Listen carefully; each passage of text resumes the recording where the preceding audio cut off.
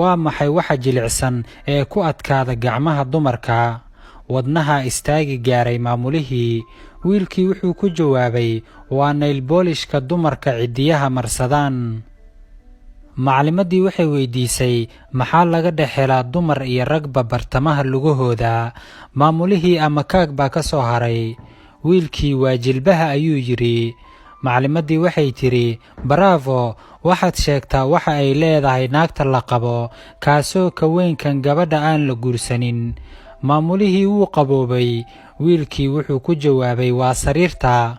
Macalimadii waxay tiri, sheeg meesha jirkayga ka midka ah oo aadka u qoyan hadda.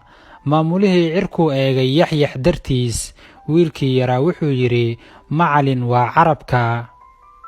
Kadib maamulihii baa hadalka qaatay wuxuuna yidhi, nacalla fikirkayga xun ku taalle, adiga jaamacad baan ku geynayaa, anigana dugsi hoose baan ku laabanayaa.